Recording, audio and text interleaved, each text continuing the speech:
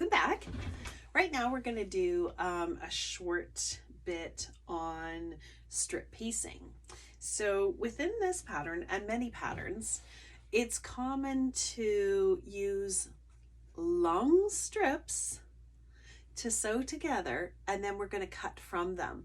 Instead of cutting a whole bunch of little squares and sewing them together, this can actually be considerably more accurate. There's a couple of factors that can help you with that. And I believe I may have talked about this before, but we'll talk about it right now. You can see I have a little piece of fabric here. It's very common, a lot of machines that have self-cutting threaders, they make a little knot or something. Sometimes the machine just doesn't always want to sew straight. It's just a habit that I have a little tiny scrap of fabric, doesn't matter what it is, usually the end of something I didn't need. And we often call it a leader or a mouse. And we're just going to start stitching on it, and then we're going to follow it.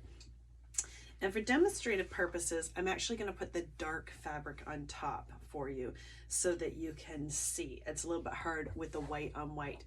So I'm lining up my two fabrics together, right sides together, just lining up the edge. A good trick, if you want, is you can line them up and press them together. It helps them stick a little bit together. I usually just have to have them not wrinkled, line them up, no pins, and I can go pretty fast, reasonably fast. However, due to the nature of my table, it does have a tendency to make the tripod wiggle. So, the question is, do I go fast and dirty? So, some of the tricks about this are, don't pull on the piece. If you have a built-in dual feed system, as this machine does, you can engage that. It's like a walking foot, it helps it move along. You can also just use your regular 1/4 inch foot. Just don't pull on it. You want to hold it and let it guide in.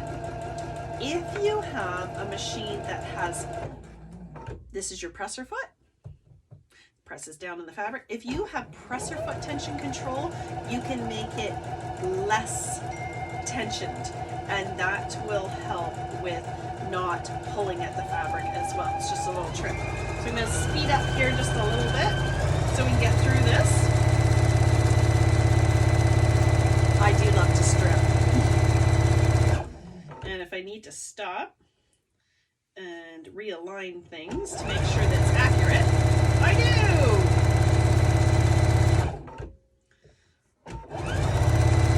All right.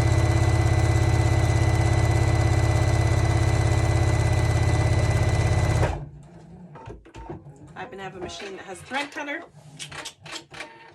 There it goes. If you don't, what you want to do when you pull away your fabric is you want to leave yourself a bit of a tail so that when the needle rises up again, it doesn't suck the thread back up and you're having to rethread all the time, because nobody wants that.